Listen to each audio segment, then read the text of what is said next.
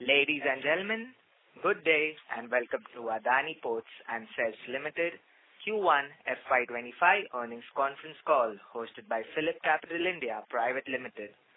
This conference call may contain forward-looking statements about the company which are based on beliefs, opinions and expectations of the company as on date of this call. These statements are not the guarantees of future performance and involve risks and uncertainties that are difficult to predict. As a reminder, all participant lines will be in the listen-only mode and there will be an opportunity for you to ask questions after the presentation concludes. Should you need assistance during the conference call, please signal an operator by pressing star then 0 on your touchtone phone. Please note that this conference is being recorded. I now hand the conference over to Mr. Vikram Suryavanshi from PhillipCapital. Thank you and over to you, sir. Thank you, Del. Good afternoon and a very warm welcome to everyone. On behalf of PhillipCapital, I am pleased to welcome you all on the earnings call of AdaniPorts&SpecialEconomicZone Limited for first quarter of financial year 2025. We are happy to have the management with us here today for question and answer session with investment community. Management is represented by Mr. Ashwini Gupta, Whole-Time Director and CEO, AdaniPorts&SpecialEconomicZone, Mr. Pranav Chaudhary, CEO, Post Business, AdaniPorts&SpecialEconomicZone, Mr. Divij Taneja, CEO, Adani Logistics, Mr. D. Muthukumaran, CFO, AdaniPorts&SpecialEconomicZone, Mr. Rahul Agarwal, Head of Investor Relations and ESG, AdaniPorts&SpecialEconomicZone. We will begin with the opening remarks from the management followed by interactive question and answer session. With this, I hand over call to Mr. D. Muthukumaran. Over to you, sir. Hi, thank you. Thank you very much. Good afternoon, all of you. Thank you very much for your time. I'm Muthukumaran. I just wanted to take a moment to bring on board and introduce Rahul Agarwal. He is taken over Investor Relations and ESG from Charanjit. He will moderate this call and he'll be the point of contact for Investor Relations. Over to Rahul. Thank you, Muthu. Good afternoon, everyone, and a very warm welcome to our earnings call for Q1.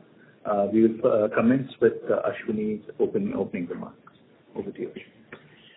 Good evening and welcome to APSEZ earnings conference call for the quarter ended 30th June 2024. FY25 began on a stellar note on both the growth and the financial fronts. On the growth front, we handled 109 million metric ton cargo in the first quarter, which is up 8% year on year, excluding the impact which we had because of non-operational days in Gangavaram. We won 2 concession agreements to operate terminals in Tanzania and Deen Dayal Port. In addition, we won an O&M contract for a container facility at Syama Prasad Mukherjee Port, Calcutta. Also, we welcomed the first mothership at our Vizhinjam Port and our marine services business deployed a tug in each in Mexico and Sri Lanka. We feel immensely proud to announce that 4 of our ports got featured in World Bank's Container Port Performance Index 2023. Now moving to the logistics business, our logistics business reported rail cargo at 0.16 million TEUs and GPWIS volume at 5.56 million metric ton. We added 4 rakes and expanded our warehousing capacity to 2.9 million square feet. Agri-silo capacity was at 1.2 million metric ton and is expected to increase to 4 million metric ton on completion of the projects underway. On the financial front, Q1 FY25 has been our strongest quarter till date with highest ever revenue, EBITDA and PAT. Our operating revenue for the quarter stood at rupees 7,560 crores, representing a 21% year-on-year increase. Our EBITDA excluding forex impact for the quarter stood at rupees 4,848 crores, up 29% year-on-year. Domestic ports EBITDA inched higher by 32 basis points to 72%. Profit after tax stood at rupees 3,107 crore, up by 47% year-on-year. Care and ICRA upgraded APSEZ's credit rating to AAA, while S&P upgraded its outlook to positive from stable, driven by improving scale and diversification. We also draw your attention to the fact that based on in-depth legal and accounting review undertaken by the Adani Group and considering all other relevant factors, the auditors have dropped the qualification and it is now an EOM, emphasis of matter. During the quarter, we won several awards, mostly notably APSEZ clinching the prestigious title of Best Port for the Year counterized in a private sector, and AICTPL being honored as the Best Container Terminal of the Year at the India Maritime Awards. Overall, a very strong start to the year. Thank you. We now open the forum for Q&A. Thank you. We will now begin the question and answer session. Anyone who wishes to ask a question may press star and 1 on their touchtone telephone. If you wish to remove yourself from the question queue, you may press star and 2. Participants are requested to use handsets while asking a question. Ladies and gentlemen, we will wait for a moment while the question queue assembles.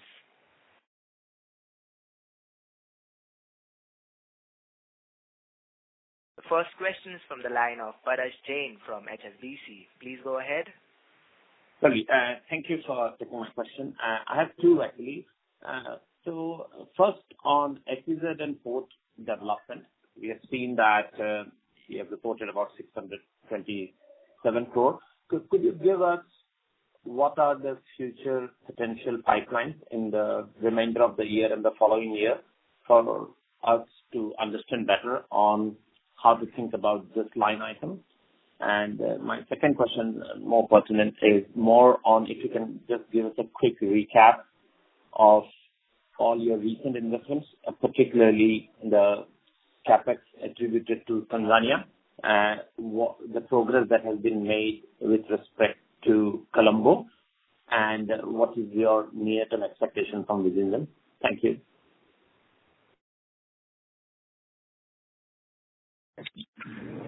Hi. So your first question was on port development, the 600 crores revenue. It is actually where we have done the stake sale, finally Maersk, MSC, through their intermediate holding company. It basically, in the past when we were operating this port, all the, sort of expenditure and losses were debited to the P&L account as required by the accounting standard. And therefore the, carrying cost of this in our books had significantly come down on account of the past losses during the ramp-up period. And now when we have sold it, while we have sold only 49%, we have to, as per the accounting standard, compare the proceeds with the book value. So the difference is actually put in there as 600 million for development cost. To your following question on this aspect of what is the pipeline, actually, we have been mentioning that we are on the lookout for all strategic opportunities. We develop port inherently on our own strength to run it by ourselves. Every now and then we get an opportunity to with the incoming interest, and we will actually sort of react and we'll do the deals based on merits of individual transactions. To your next question on investment in Tanzania and Colombo. Tanzania, we have announced the deal a while ago, and we have been waiting to get the concession agreement. We signed the concession agreement, and all the CPs are over, and therefore we concluded the deal in the last quarter. I mean, almost towards the end of the quarter, late June. So we have been operating that terminal for the past 1.5 years. It is actually a business as usual for us, so we expect that to continue. In the long term, we are, we are planning to actually both enhance the volume as well as actually, modernize the port in terms of, mechanization. All these, at this point in time, as per our business plan, will be self-funded by the cash generated by Tanzania. There isn't any incremental CapEx that is required to achieve our long-term business plan. Colombo is still under construction at an advanced stage, and it should actually, we are estimating that it should start sometime late this financial year, FY25.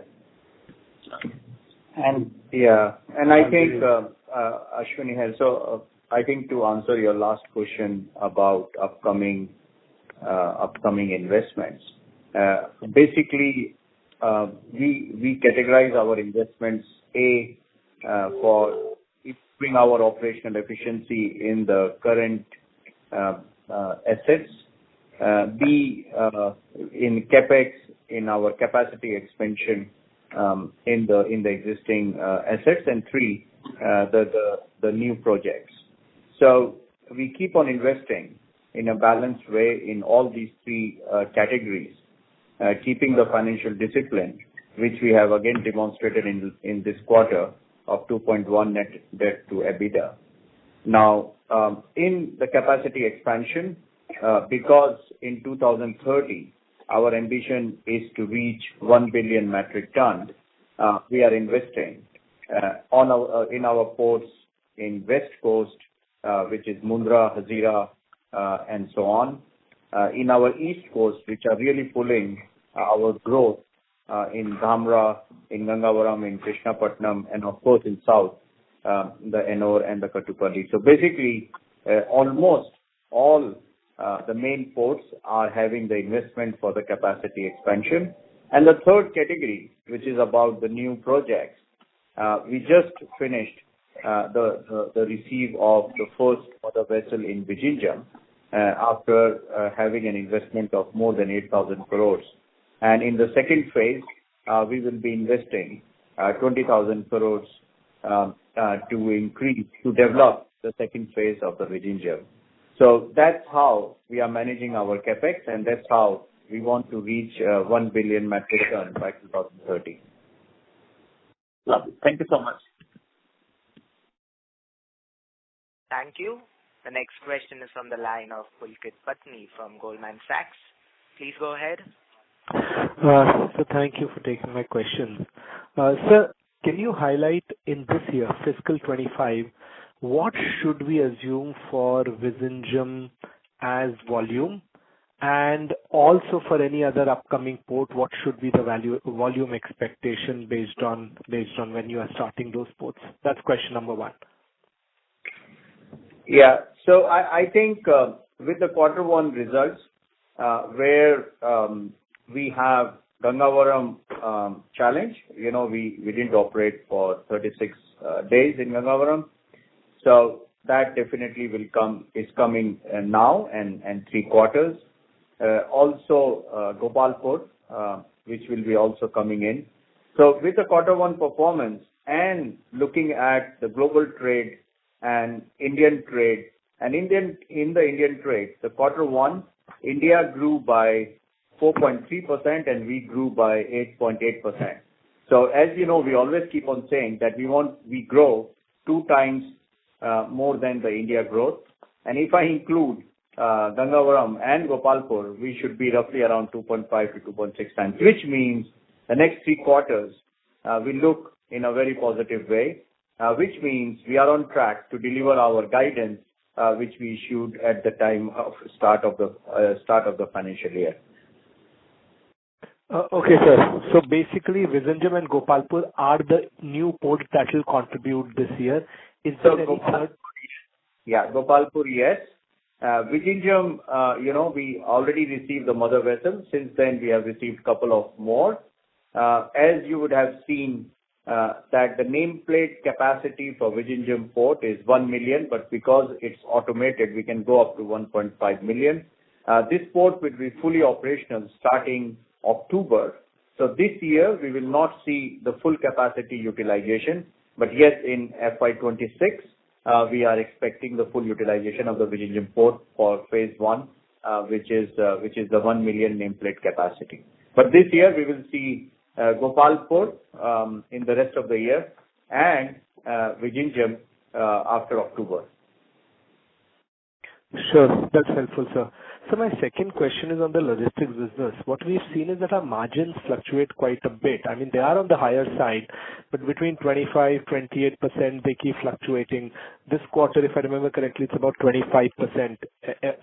What drives this variation in margins for us in the logistics business?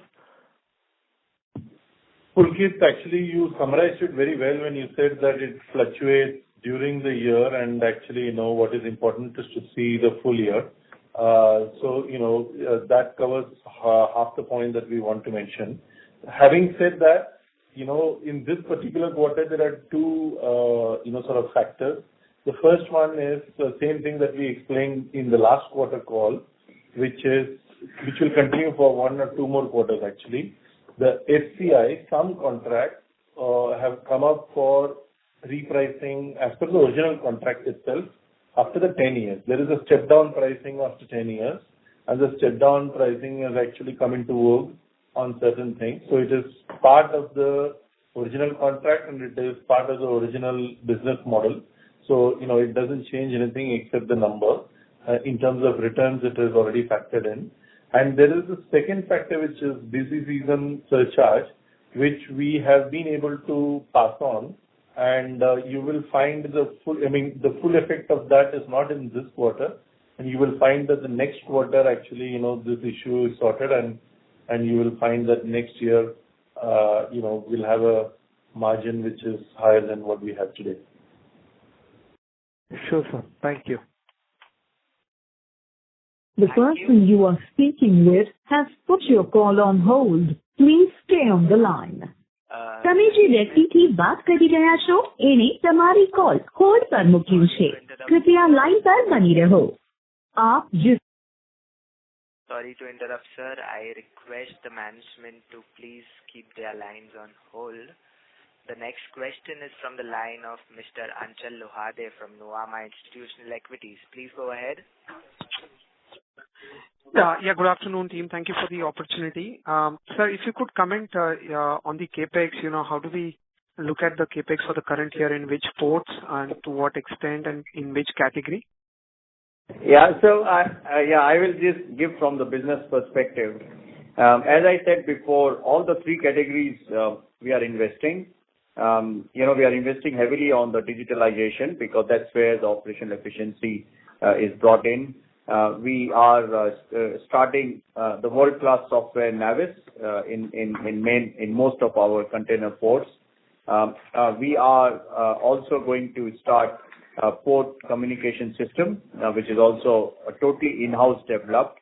And we are also revamping our TOS because, as I explained in last call, we are getting into the technology platform which will give end-to-end solution with full integrated logistics, which means from vessel to the berth, to the yard, to railways, to warehouse, to ICD terminals, and to the trucks, because we also got into the last mile to get to the customer. So we are investing on technology platform. So that brings the operational efficiency.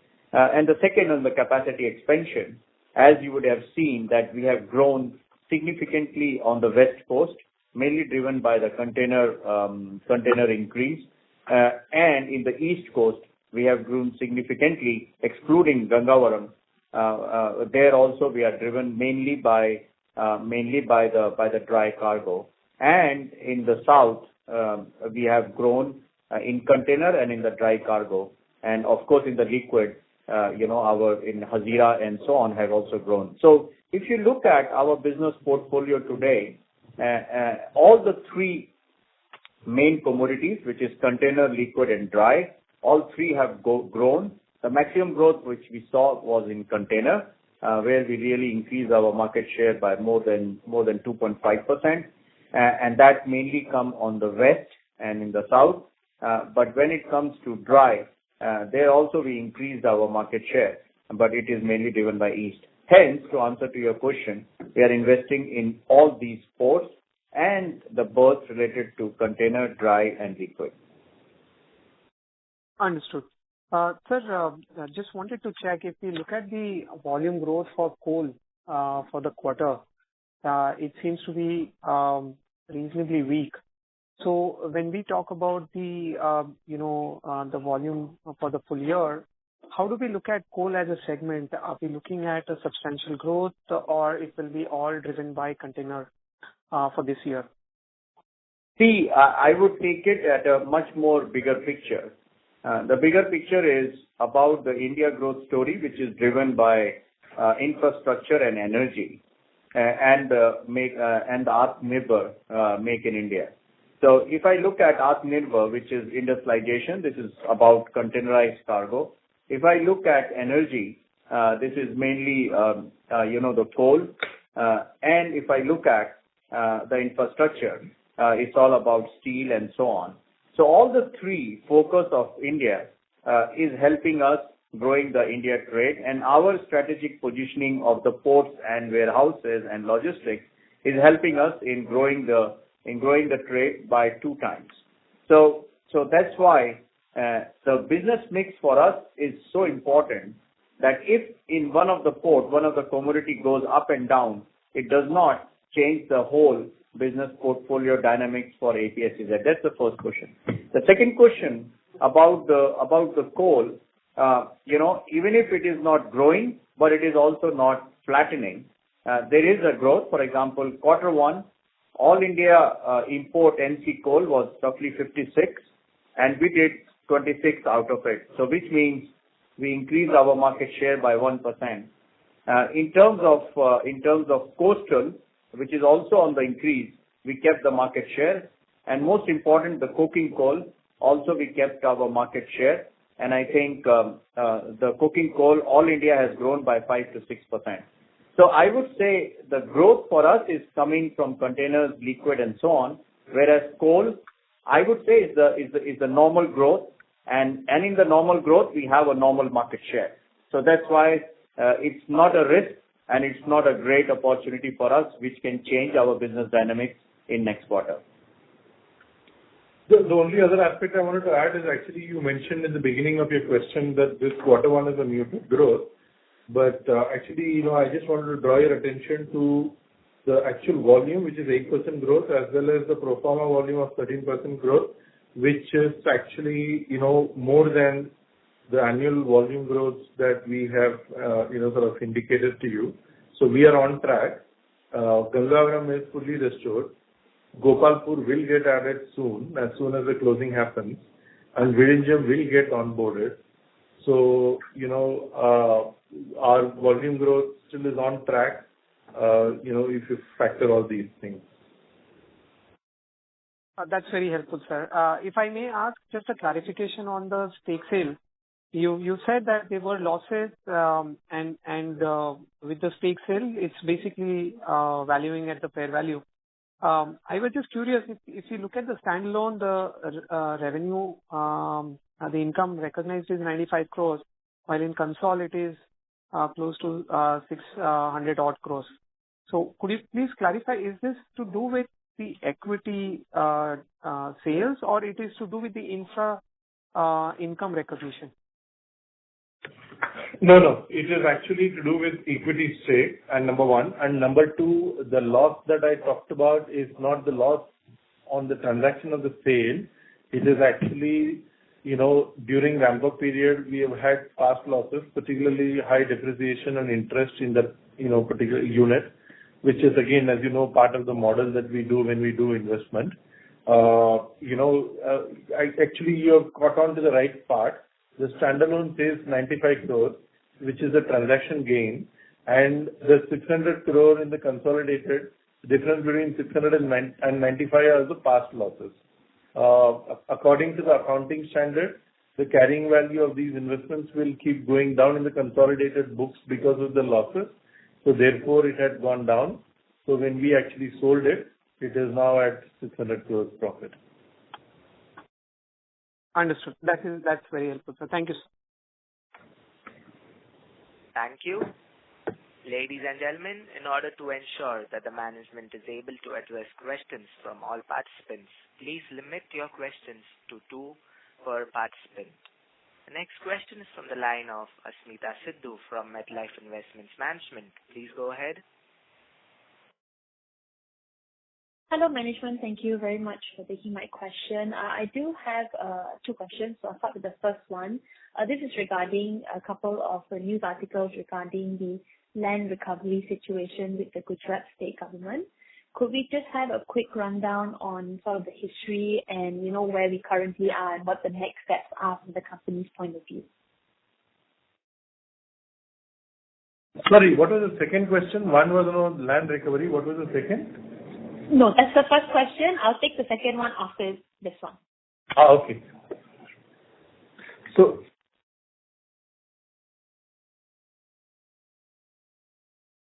you're talking about the land recovery issue in Gujarat, Mundra Port, correct? SEZ. Yes, that's right. Okay, so, we have contested. It is actually, a frivolous case the way we look at it.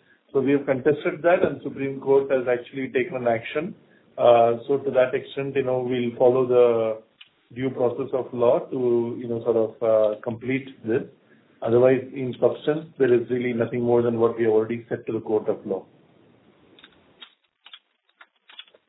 All right. Thank you very much. And the second question I had was just a quick clarification on the earlier mentioned statement about the auditor's qualification. So correct me if I'm wrong, was it dropped due to the in-depth audit and legal review conducted by the group?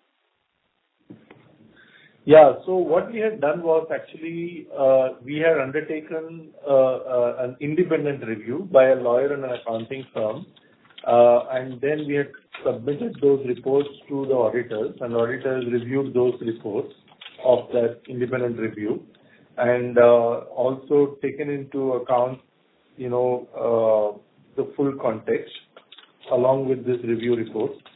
So on that basis, the qualification has been dropped, and it has now become an EOM to actually sort of reflect, the significance of the matter. It is no longer a qualification and only an EOM. Okay, thank you very much.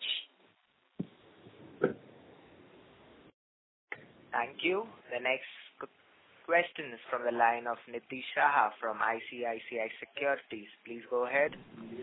Hi. Thank you so much for taking my question. The first one would be when do you think Gopalpur would be in full effect? Would we see that in this quarter or would it be the next one? This quarter. This quarter. We are waiting for the final mile, and we will see that in the coming quarter. All right. So as per my understanding, the full effect of the revenues would then come from the next quarter onwards, right? That is Q3. Yeah, full effect from next quarter, yes. Okay. And just I know that there have been questions on capex already, but my question would be in terms of so for the full year, if you could quantify what would be the capex that you would do in terms of one, maintenance. Second is increasing capacity at ports and terminals that we already have in our portfolio. And third is if we are looking for any inorganic growth. So do you have any, say, quantified numbers on these three aspects? So let me first talk about organic growth. We have guided in the beginning of the year a range of 10,000 to 10,500 to 11,500 crores, and we gave a breakup of how the 11,500 crores will look like. So the ports in that is 7,300 crores, marine services in that is 400 crores, logistics is 2,300 crores, and the renewables, decarbonization is 1,500 crores. In the first year, while we don't publish this number, we are on track. The exact number, we don't the requirements flow by. Is roughly 2,000 odd crores is what we have spent in the capex in the first quarter. So we are well on track for the guidance. And in terms of proportion, it's pretty much the same as what we have. So the best guide on numbers for capex for the year continues to be the page that we have put out in the beginning of the year. Mm-hmm. And on the inorganic growth, we keep our financial discipline, which we said we want to be below 2.5.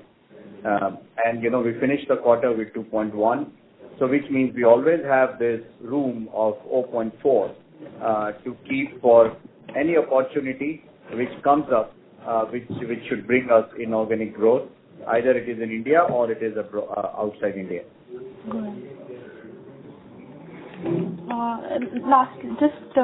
The one last question is that I see that you have given a guidance that for FY29 you want to significantly increase one is the rail tracks and the number of trains that the company is operating. As of now, has there been any orders that have already been given for these items, and which are the companies that you are generally looking at to trust your business with? To adjust to entrust your business with, which are the companies that you are probably looking at? So for the rail tracks and probably the trains that you want, what are the companies that you're looking at to procure these from? Actually, you know that we have already one project which will take us up to 4 million from the current 1.2 million. And this entire 66 projects, actually 70 projects, are under implementation as we speak. These are being, sort of done in-house, project development, and all construction, everything is happening in-house. And in terms of your question on the railways, so rail tracks is, and trains, both actually we have, a path. And as of today, compared to last quarter, there is no significant order book increase. We expect that order book will come coming quarters. But right now, there is no significant order book increase in the railway tracks or. All right. Thank you so much. Thank you. The next question is from the line of Imtihaz from Barclays. Please go ahead. Thank you. And congratulations on a good set of first quarter numbers. I have a couple of questions. The first one is with regards to your 24s, the US dollar 24 maturity bonds. They matured last week on the 24th of July. Could you provide some color in terms of how you funded that 325 million maturity? And also if you have any plans to access the US dollar debt capital markets again this calendar year? So we had cash balance in the beginning of the year. We had stated earlier that actually we will use the current cash balance to repay the balance 325 million, which is what we did last week. So that's how we funded the repayment of last week, and we have completed successfully, and we have put out a notice that we have completed the redemption. So that is on the 325. On the question around whether we are going to access, right now there are no plans for us to actually access the markets. And of course the situation is always dynamic, but right now there is no plan. Okay, thank you. Second question is with regards to your Vietnam project. Reports have mentioned a $2 billion investment. Could you give some color and clarity on these investments and timeline?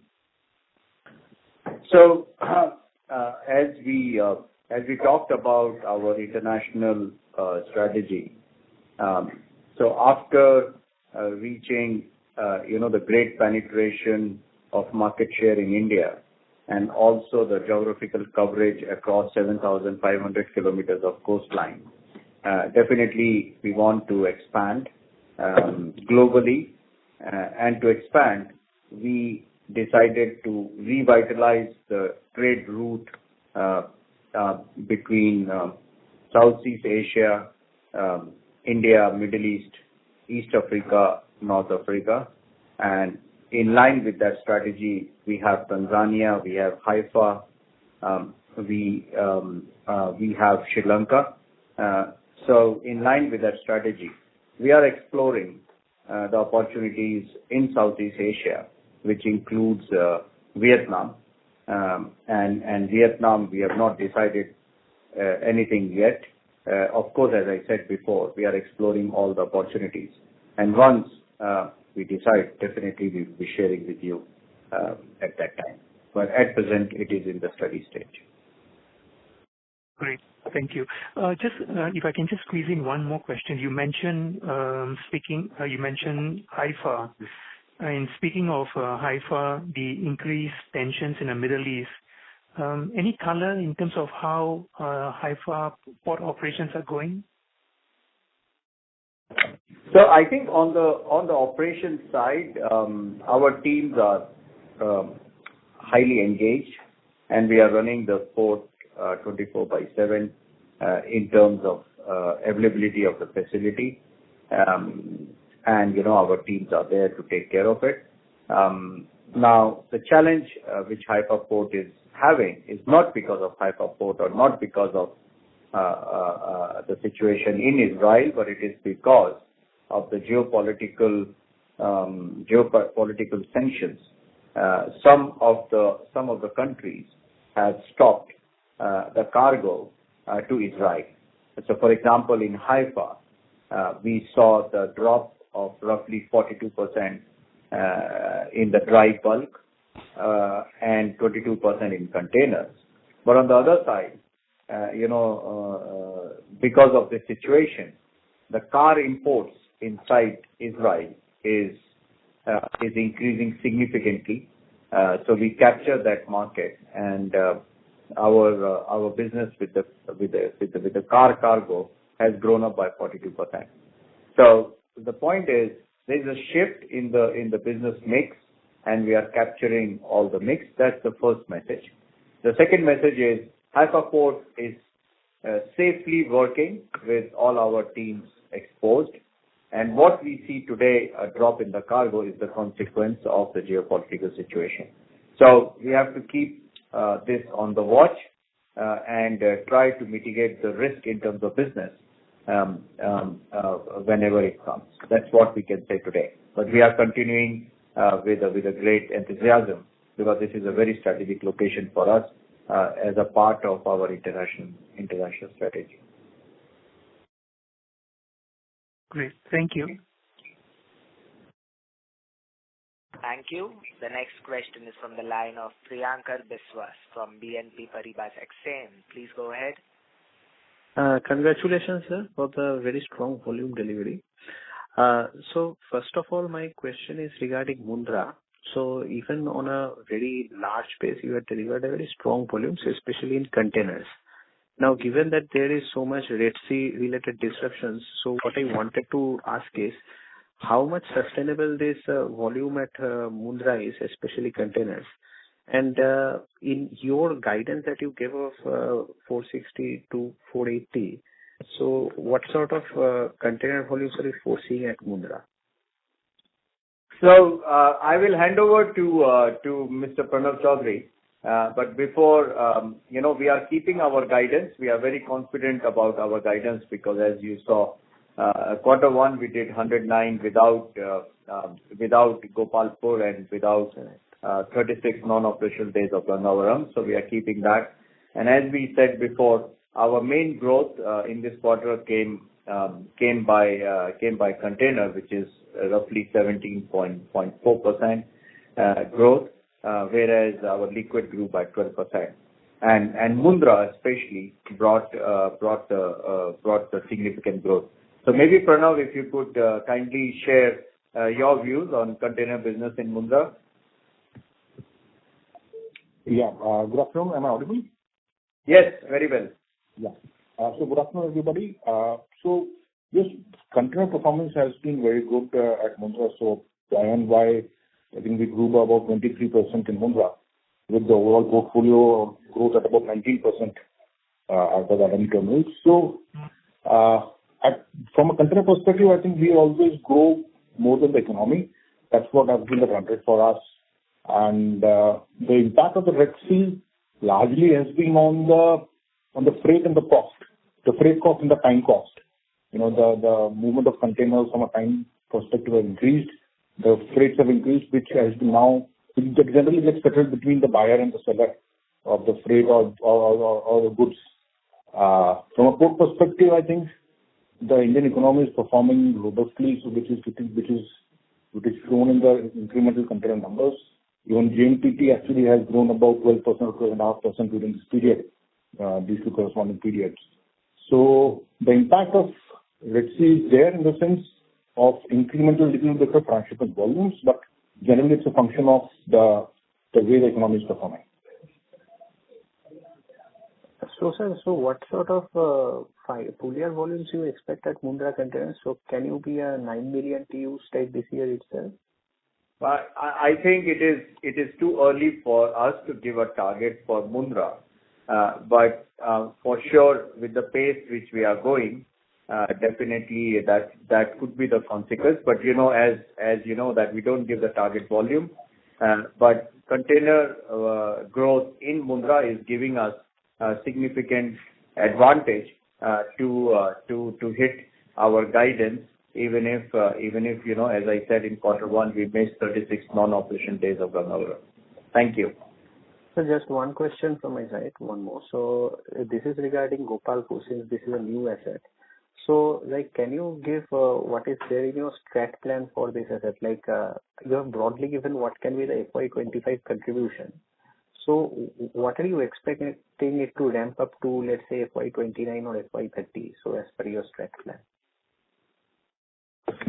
See, as far as Gopalpur, the main focus for the first 2-3 years will be for us to actually change the configuration of the asset, make it far more mechanical, far more updated, and that way we expect the efficiency will creep in reasonably quickly. In terms of the volume growth, if you take a 5-year or a 7-year horizon, there is obviously scope to increase the volume there, and that is a very mineral-rich belt, and therefore actually volume will grow in tandem with the market. But immediate plan for us, which is very clearly visible, is to actually work on the asset configuration and cost extraction and efficiency extraction and cost reduction. So we should observe the EBITDA margin expansion possibly in the next couple of years on this asset. So I think as we do, we bring our ports to our benchmark EBITDA from after we take over. So for sure we are targeting to be at the benchmark level of the EBITDA very soon. So already the port was having 38 to 42% of EBITDA, and now we are expecting to finish with 54%. And as you know, we are working hard to bring it to a normal level, which is between 65 to 70%. So that's what we do with every port, and that's what we are doing with Gopalpur. Thank you, sir. Very clear. Thank you. The next question is from the line of Aditya Mongia from Kotak Securities. Please go ahead. Good afternoon, everyone, and thank you for the opportunity. The first question that I had from my side was more on port EBITDA margins, which have grown to about 72%, and I believe if Gangavaram issues had not cropped up, the margins could have been as high as 73. Wanted to get a sense of what is driving these margins up, because from our checks we understand that realization has not meaningfully gone up in the quarter.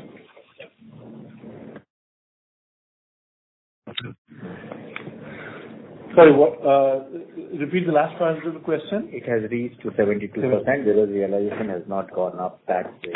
So what is the reason of that? Yeah. It's basically like you mentioned, it's basic cost. It's gone up by 0.6% compared to the last quarter and the last year's average. So it is actually the creep in the efficiency, because we are handling. The person you are speaking with has put your call on hold. Sorry to interrupt, sir. You can. Yeah, are you back? Yeah, I'm there. Yep. Yeah. Okay. So it's basically the increase in the efficiency, because we have had a throughput. Container volume has gone up, which is also added to the profitability. So basically, it's around cost and price, factors. Understood. Also wanted to kind of extrapolate this question that what we see through is that you have a very, very large capacity land bank, if you can call it that way, on the port side, wherein the company doesn't have to invest meaningfully from a greenfield perspective and can still grow maybe 4-5 times the current capacity. Coupled with your focus on digitalization, do you think this port EBITDA margin over the medium term can potentially breach 75-76%? Is that a possibility to think through from a 3-year out perspective? Thank you very much. Our endeavor is to improve every day, and the figures are the consequence.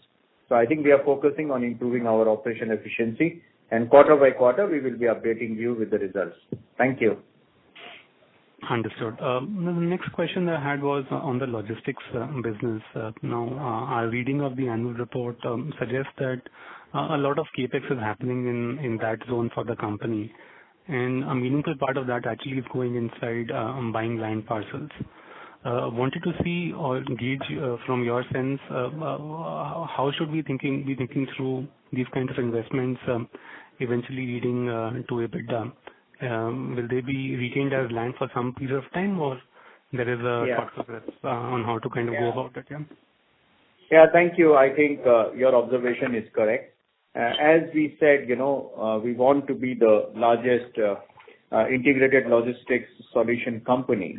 On the port side, we have already got strategic locations across 7,500. On the logistics, we have 12 MMLPs. We have warehousing, and at the end, what we want is to offer the full package to the customer for the last mile delivery, which includes the warehousing and so on. So we are moving ahead in preparation for the future, which includes expansion in our warehousing, terminals, and so on, so that we are able to efficiently and effectively cater to the last mile. Having said that, you can always compare our logistics business with our marine business, where we started it as an incubator, and today we are close to 70% of market share. So which means all these investments which we are doing on the lands may not be giving us the return in EBITDA in the same quarter, but for sure, these are mid to long-term investments which we are doing for the strategic growth for our logistics business as a part of integrated logistics solution. Understood. The last question that I had was, we've seen this trend that you're kind of growing 2 times the market and even more at certain times. At least what we could see is that your incremental market share is again 2x of your existing market share. And this has been happening for the past few quarters now, pretty broad-based. Could you give us a sense of what is actually clicking for you? Is it that the competition isn't improving as much and we are improving at a fast pace? Is it that we are not taking price increases of the kind that competition is taking? Some more color would be useful for us to understand whether we should be extrapolating these kind of trends incrementally or not. Yeah, I mean, the point is, at first, the geographical coverage is our advantage, right? The second, we operate port not as a terminal, we operate port as an ecosystem. That is our advantage. And the third is, this ecosystem is being connected to the customer using multimodal. And then last but not the least, we are efficient and competitive. No, I get that. Hopefully these trends would sustain incrementally as well. All the very best to you. Those are my questions. Thank you. Thank you. The next question is from the line of Ketan Jain from Avendus Spark. Please go ahead. Thank you. Good evening, sir. So my question is on your FY30 plans, where you said that you aim to reach at 1,000 million ton volumes. So if I do some back calculation and use the utilization at 65%, the capacity comes to at around 1,400 to 1,500 million tons. Is that assumption right, sir? Is that where you want to go? I think to do the 1 billion, of course it includes international, and definitely this includes the capacity operational efficiency improvement, capacity expansion, and the new projects. Yes. So we can expect a capacity of around 1,200 to 1,400 million tons by FY30. It's very difficult to say today because, as you know, that capacity expansion and operational efficiency and the new projects. They are very fine line, so very difficult to anticipate 7 years before. But yes, port by port, we already have the EC approvals, as you know, whether it is Mundra or is other ports. And in line with the business growth, we will be investing in the respective ports as per master plan. Understood. So my last question is on the recent LOI for Deen Dayal Port in Kandla. If you could throw some color on it, the capex and the commercial terms of it. You know, I'll give it to Muthu now. Yeah, so we are expecting a total investment of about close to 600 crores in that port. Okay. Okay. And the capacity, it's a long-term lease, and we're expecting about 1 million to 1.2 million capacity. Okay. Okay. Thank you. Thank you. The next question is from the line of Jayesh Shah from OHM Portfolio Equity Research. Please go ahead. Hi. Thanks for the opportunity.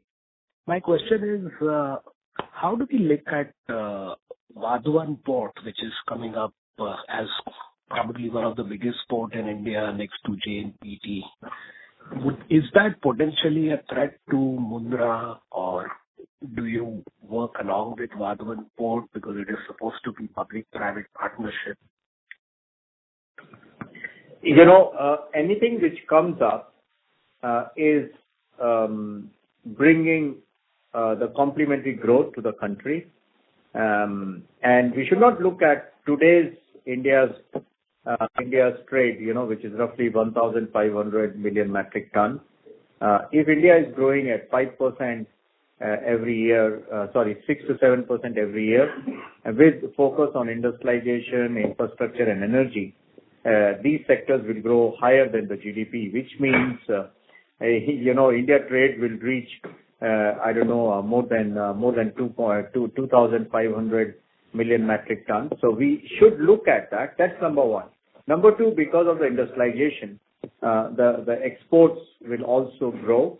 So which means anyhow the capacities will be needed. And as you know that 95% of the trade is done by the maritime. So we should clearly link with the growth of India, especially on these three sectors, with the maritime growth, which means we will need capacities. And as first we have to see as India whether we need capacities or not. Answer is yes. Now, in that capacity, who will play which role? And definitely, especially in maritime sector, the collaboration between the government and the private players like us have proven that these are very efficient and effective. So we welcome the government's initiative on Vadhavan Port. I think it is a great opportunity for India to put it on a capacity expansion map. Now, we are always open for any opportunity because this is our core strength, and definitely we will study the opportunity for the potential collaboration. Thank you. Mr. Shah, does that answer your question? Yes. This is a follow-up question. Is there a public timeline as to when this port is supposed to have these private partnership offers going around? No, I don't think so. I don't think so. There is a public timeline. Thank you. And question.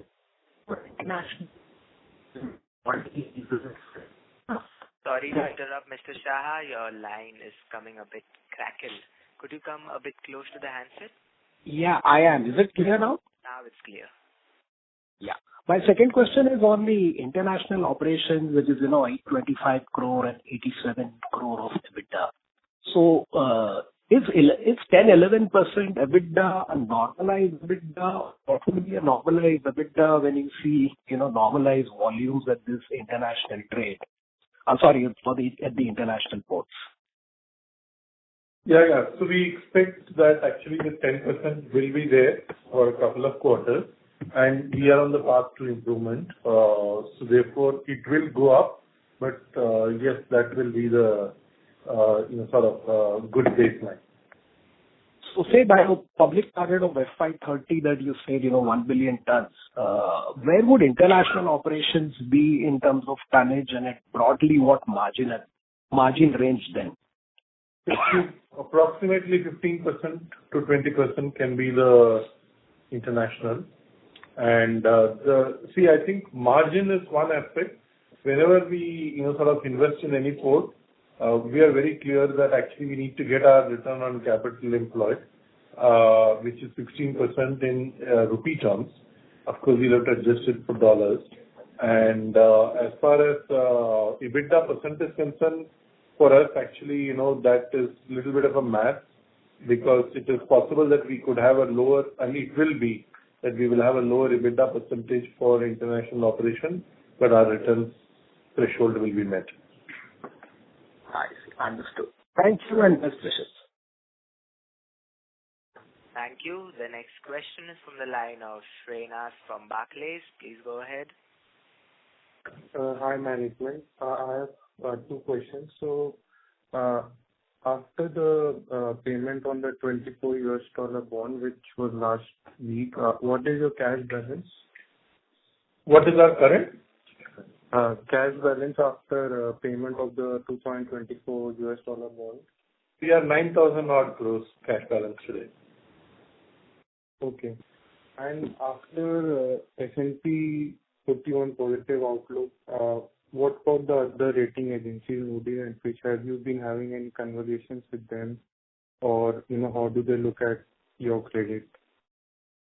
See, there are two buckets, right? The international and domestic. And as was mentioned in the opening remarks by Ashwini, the domestic is already upgraded to AAA. As far as the international is concerned, only S&P had negative outlook, so they had put us into positive outlook.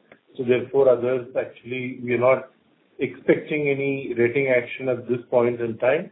Obviously, we need to remain engaged and in continuous touch with them to keep updating them.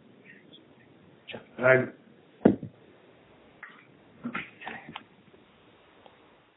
thanks for answering my questions. Yes. Thank you. Ladies and gentlemen, that was the last question for today. We have reached the end of our question and answer session. I would now like to hand the conference over to Mr. Vikram Suryavanshi for closing comments. We thank the management of Adani Ports and SEZ Limited for giving us an opportunity to host the call and taking time out for interaction with the stakeholders. Thank you all for being on the call. Thank you. On behalf of PhillipCapital India Private Limited, that concludes this conference. Thank you for joining us. You may now disconnect your lines.